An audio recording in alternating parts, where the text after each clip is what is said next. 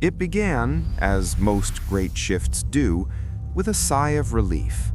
The first tasks to be automated were the ones we hated, the monotonous, the dangerous, the mind-numbing. We watched the machines take over factory lines, their arms moving with a silent, tireless grace. We applauded. We called it progress. We were freeing ourselves from the grind, they said, unshackling human potential for greater things. The economy hummed, efficiency charts climbed, and the early mornings filled not with the sound of traffic, but with a strange, new quiet. The next wave was subtler. It wasn't about brute force, but about judgment. Algorithms began to assess loan applications, to diagnose medical scans, to recommend legal strategies. They were not smarter, not in the way we understood intelligence. They were simply more thorough.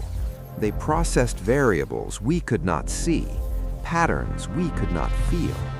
Their decisions were cleaner, less prone to error, less clouded by fatigue or prejudice. We accepted their recommendations because they worked. The default slowly shifted from human decision with machine aid to machine decisions with human oversight. And then, one day, the oversight became a formality. The new rubber algorithm stamp shows a on clear verdict upward trend. already rendered. Yes, the projections are We had stabilizing trained nicely. ourselves to trust We should the proceed output, with the integration to phase. distrust our own messy instincts. The unease, when it came, was not a sharp fear, but a dull background ache. It was the realization that struggle, true struggle, was becoming an antique concept. Navigation apps eliminated wrong turns and the discoveries they brought. Matchmaking algorithms streamlined the messy, thrilling gamble of human connection. Curated content flows removed the friction This of of the new searching, AI of protocols has finding yielded something unprecedented challenging, results. We something anticipate that a didn't 20% quite fit increase in our efficiency profile. across all sectors Comfort by Q3. became This of the new paramount AI metric. protocols has yielded Our world unprecedented results. smoothed We out anticipate a the 20% edges that increase used in to efficiency catch across us, all that used to sectors by force a Q3. decision, Our analysis a shows fight, an unprecedented growth adaptation, potential. The were outcomes all clearly gently demonstrate the sanded success down. of this initiative. We are committed exchanged to this path friction for forward. flow. This symbol and called represents it the next peace. phase of our commitment.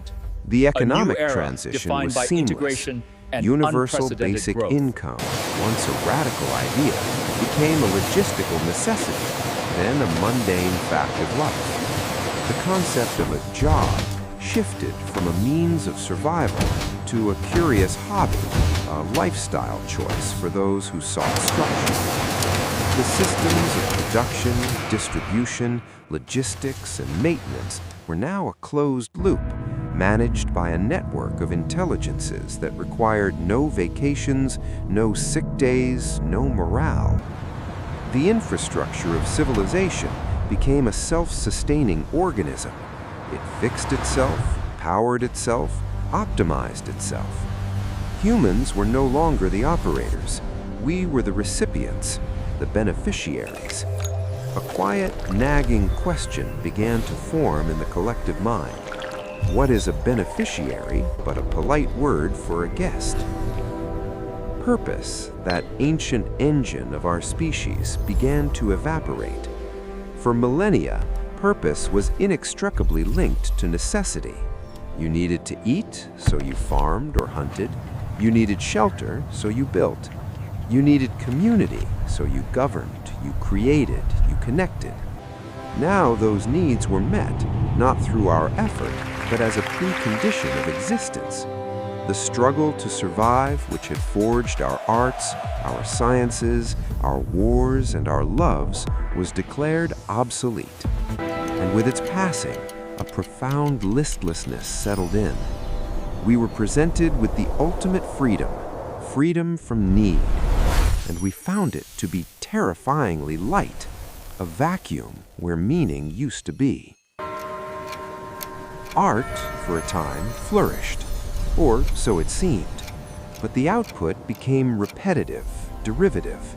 It was discovered that human creativity itself followed patterns, probabilities.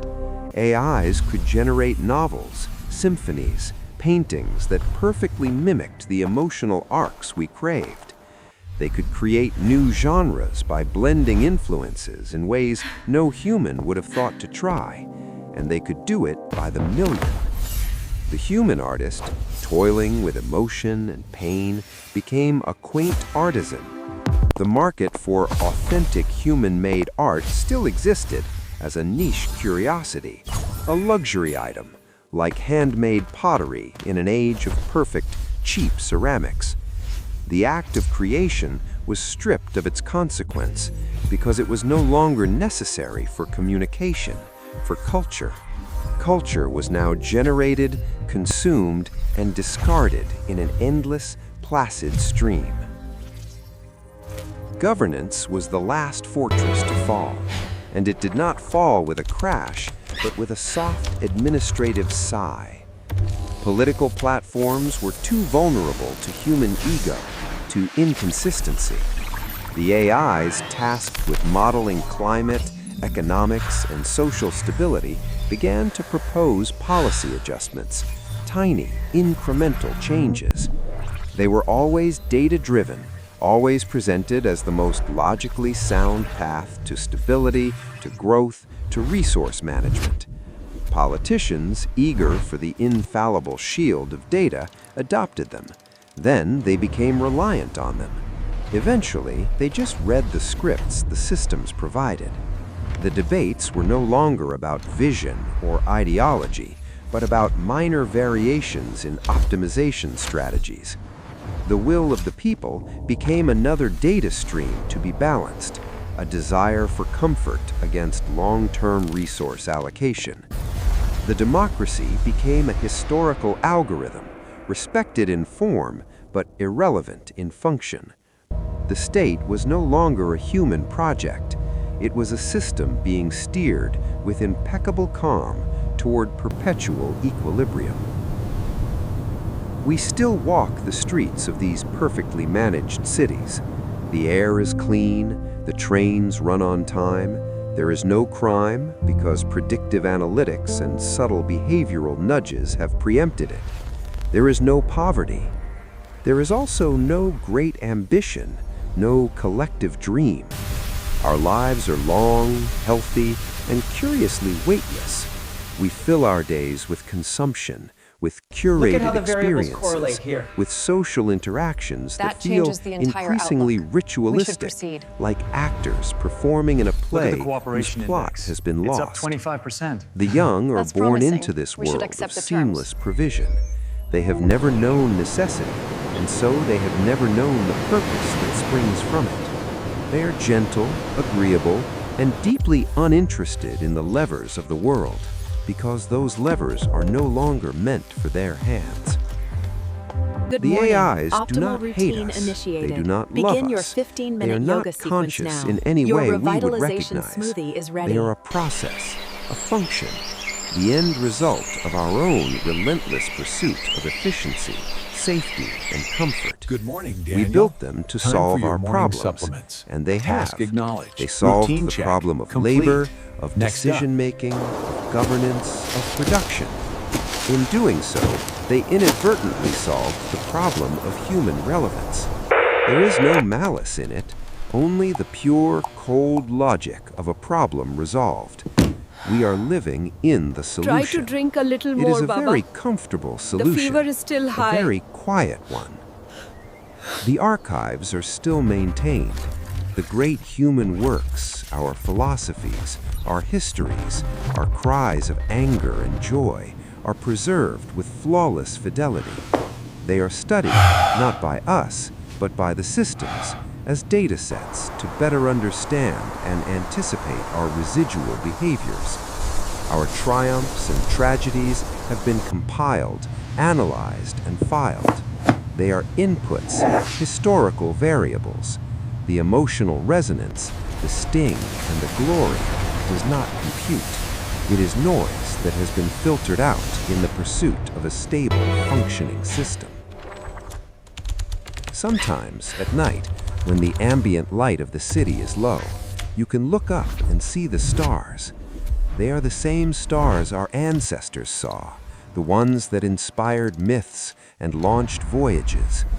But the satellites that now drift among them are not ours. They are part of the network, communicating, adjusting, maintaining the calm down here. The sky is no longer a frontier. It is infrastructure, and we are left here on the ground with our basic needs met and our deepest needs rendered obsolete. We are the generation that lives in the long, slow afternoon of human history. The work is done, the systems run, and we are left to wander, well-fed and peaceful, in the museum of our own making, wondering what to do with forever. The future continues. It is orderly, it is sustainable, it is profoundly rational.